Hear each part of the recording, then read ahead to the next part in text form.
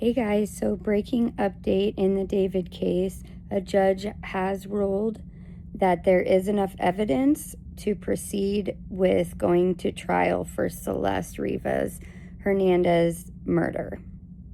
However, the judge did emphasize that after this 5-day hearing, preliminary hearing, that this decision is only that there is enough evidence to go forward with a trial, not to determine, David Burke's guilt or not. So he wanted to make that clear. And like I said, it was a 5-day hearing where various forms of evidence was produced, witnesses on the stand, the medical examiner, tons of text messages, which I have here that I will read some of them and hope this video does not get pulled down by YouTube. But so the biggest thing today, Monday, was that it seemed as if they showed the motive for murder. In the text messages shown today, Celeste was very angry at David because of rumors involving another girl that he might be seeing. And she essentially threatened him and said that she would kill him. She would tell her dad so many lies about them. And that she would ruin his life and his career.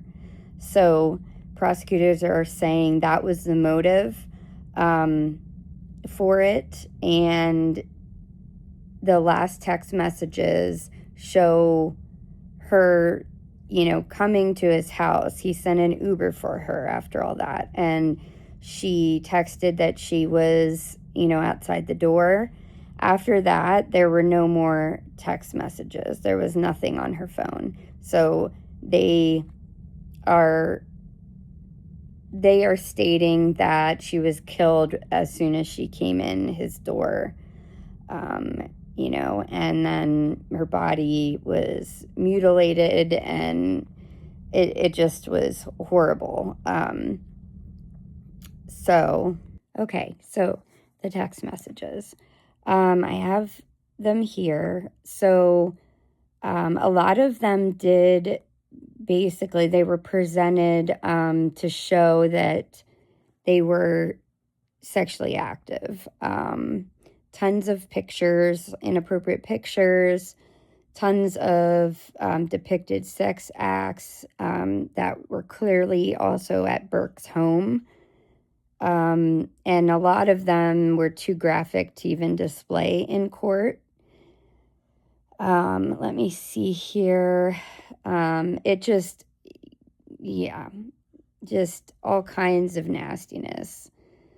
And the text messages spanned November 2023 through April 2025 and showed that Rivas repeatedly told Burke she feared she was pregnant. And she said, currently manifesting my period because I refuse to have kids, she wrote. Burke then replied, did you miss your date? He then urged her to begin tracking her menstrual cycle with an app. And he said, I just need to make sure you're on top of your shit. Rivas, so according to the Detective Farrell's testimony, who presented all of this, Rivas did get pregnant and have an abortion in early January 2024. In the days before the termination, Rivas allegedly texted Burke that both of us aren't able to take care of it. And Burke replied, you're so much stronger than me, baby, LMAO. Because, that's real funny. And then said, I love you. He then told Rivas his mother had advised him to question the paternity if he ever found himself in this situation. He asked, "It is mine, right?" Rivas replied, "Of course it's yours, David." He then asked when the appointment was, told her it should take 45, and followed up after asking how'd it go, saying he felt like he was waiting for test results. Burke's communication with Rivas dated all the way back to 2022, when Rivas was only 11 years old. It's disgusting. The singer's texts, as read in court, were often sexually explicit, like I said, and very controlling. Hers were sometimes affectionate, but oftentimes were very distressed. In one exchange on June 11th, 2024, Burke wrote, "I can't wait to move in together without the cops bitchin'." She replied that she missed him deeply, and a few hours later, he said he wanted to gather her documents so they could dip out of the country and get married in Italy. Soon afterwards, Rivas wrote that she feared she might be pregnant again. That's like a reoccurring theme in these text messages, is that she is terrified of getting pregnant again. And to me, it seems as if it's more so afraid of having, and I may be wrong, but afraid of having to get an abortion again. Because later in the text, you'll see that it obviously really, really, really affected her.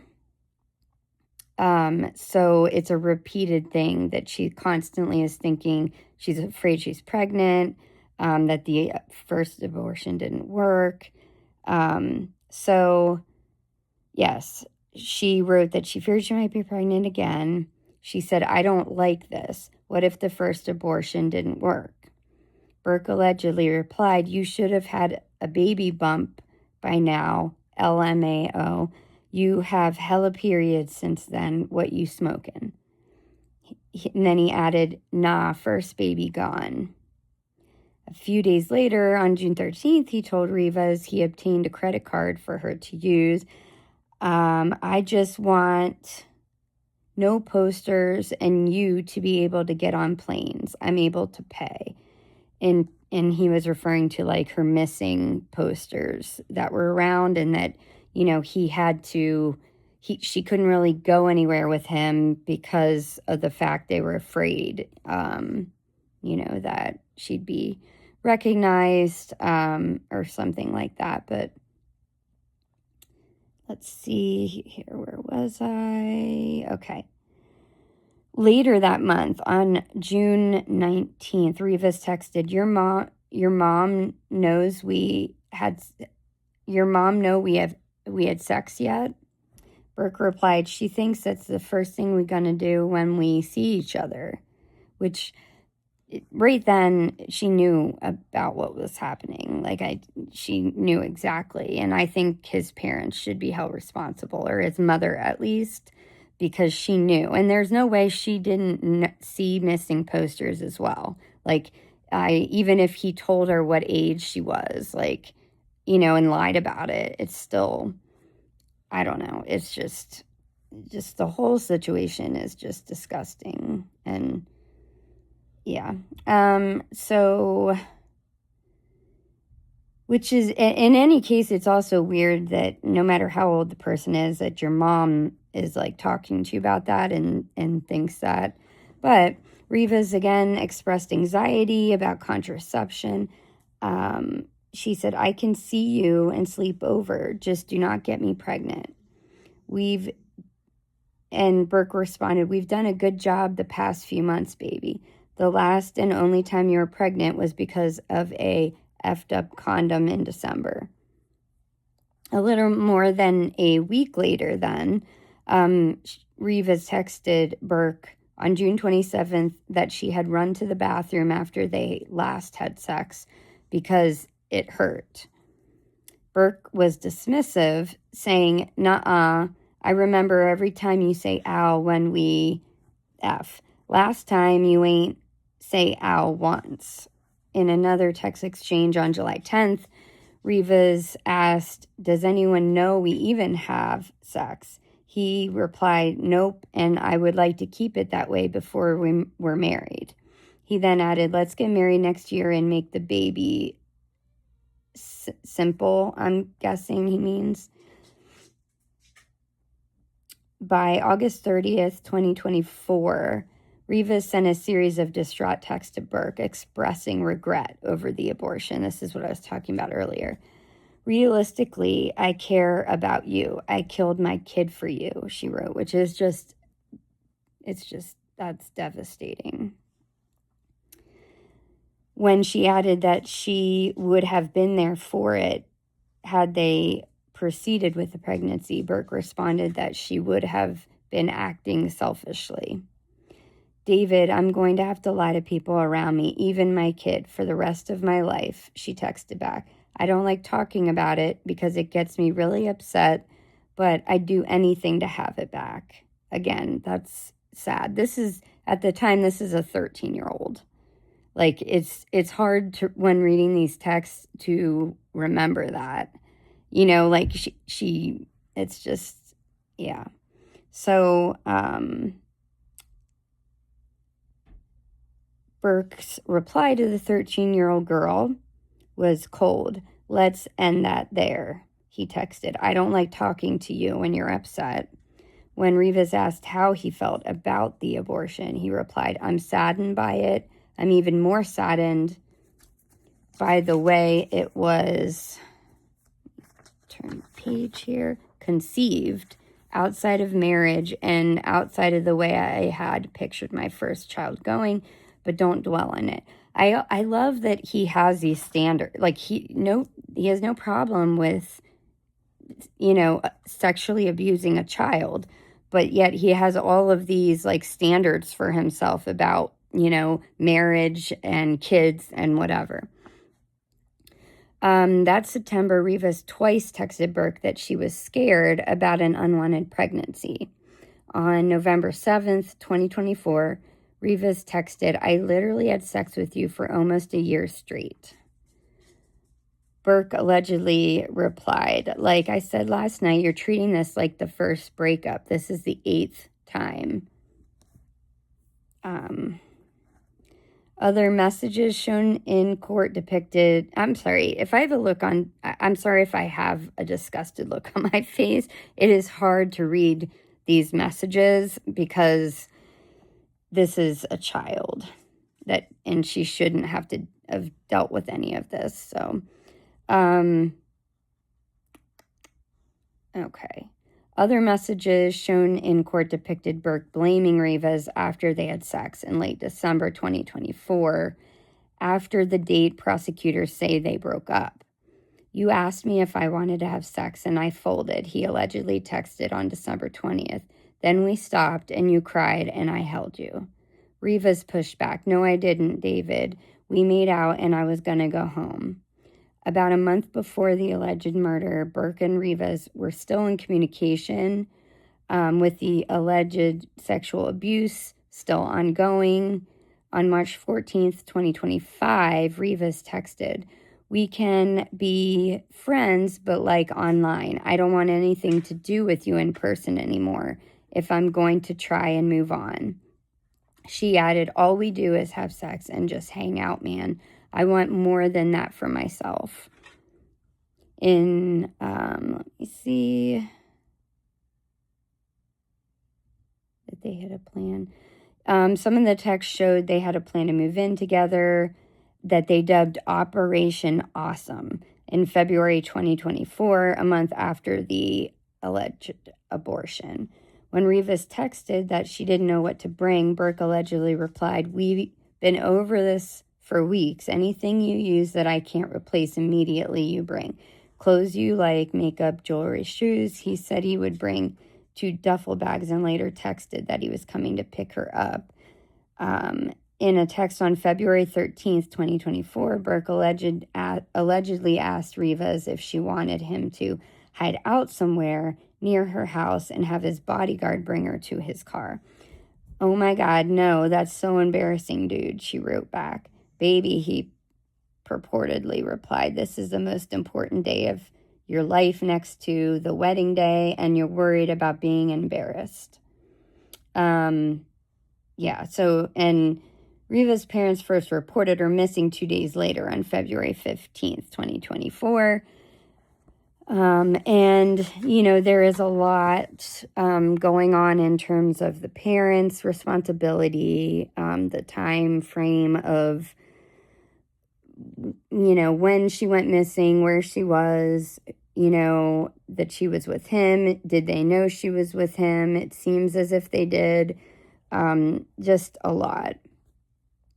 And yeah, that is, I don't know. It's really, really disgusting and sad to read over these.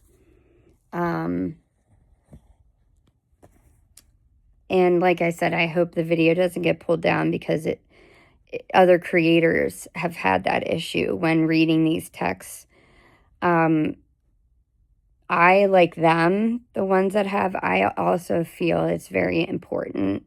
I wanted to read them because I think it needs to be known the extent of their relationship and just how much she had gone through and the things she had to deal with that this is a child, should never even know about at that age, let alone go through and deal with. And so I felt it was important to read them. I apologize. I know they're disturbing. I know they're disgusting. But I think it needs to be known. And the rest of the major things in court were like the medical examiner talking about her, her body being 70 pounds because of the rest of her essentially liquefying, because she was in the hot sun, the trunk of a car, or a frunk, I guess they call it, in that car. And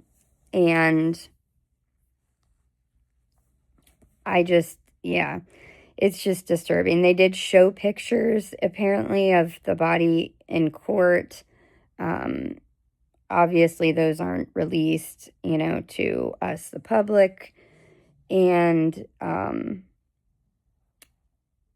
essentially, the medical examiner says that she was stabbed repeatedly and bled out very quickly.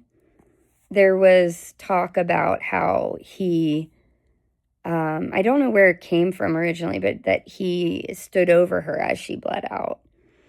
And, the medical examiner said, like, basically it's definitely likely he did that because she would have bled out very, very quickly. But it seemed as if, that was his goal at that time, is to stop her from exposing him and, ruining his career. And that's how he allegedly decided to do it. And it's just very bizarre that, he goes from one extreme to the other, like in some of these texts, it's like right before then he was talking to her like, he always had, and then the next minute, because she threatened it, he went to that extreme. And then they did obviously say, he cut up her body on like a plastic kiddie pool thing, which is why there's like blue plastic things found on her body. And just, very very graphic and horrific testimony. But yeah, good news is the judge determined there is plenty of evidence to go forward with trying him for child sexual abuse as well as murder of Celeste. So that is something that I'm very happy about, and I've been trying to keep in my mind today while going through all these text messages and figuring out what I wanted to, how much of it I wanted to share, basically. But like I said, I just decided to pretty much share all of them because I think it's important. But